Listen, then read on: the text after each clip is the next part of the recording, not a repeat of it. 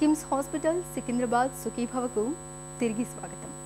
పిల్లలు మలబద్ధకంతో బాధపడుతున్నప్పుడు ఏం చేయాలి?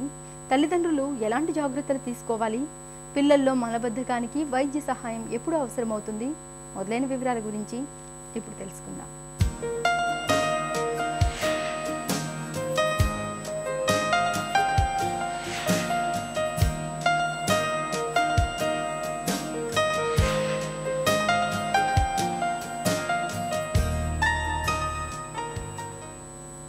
మలబద్ధకాన్ని తగ్గించేందుకు, నివారించేందుకు చాలామంది తమకు తెలిసిన సొంత వైద్యం లేదా నాటు వైద్యాలు వాడుతుంటారు.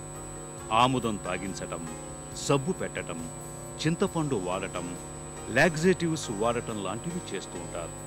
ఇలా చేయటం వల్ల విరేచనంతో పాటు పిల్లలు పోషక విలువలను కూడా కోల్పోయే ప్రమాదం ఉంది. కొన్నిసార్లు పిల్లల్లో మలబద్ధకం వెనుక సిస్టిక్ ఫైబ్రోసిస్ అనే క్లోమగ్రంథి వ్యాధి ఉండొచ్చు. అలాగే జీర్ణ వ్యవస్థలోని కండరాల్లో నరాలు లోపించే హిర్స్ప్రుంగ్స్ వ్యాధి ఉండొచ్చు. ఇంకా కాలుష్య వాతావరణం ద్వారా సంక్రమించే లెడ్ పాయిజనింగ్ సమస్య కూడా ఉండొచ్చు. పారాథైరాయిడ్ గ్రంథి ఎక్కువగా పనిచేయటం వల్ల కూడా కావచ్చు. థైరాయిడ్ గ్రంథి తక్కువగా పనిచేయటం వల్ల కూడా పిల్లల్లో మలబద్ధకం వస్తుంది.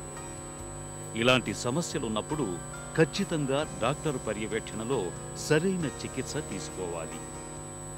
మలబద్ధకానికి మందులు ఉన్నాయి, చాలా సింపుల్ మందులు ఉన్నాయి. ఏంటంటే చక్కెర పదార్థాలు. పాలల్లో కొద్దిగా షుగర్ యాడ్ చేస్తే విరేచనాలు సాఫీగా వస్తాయి.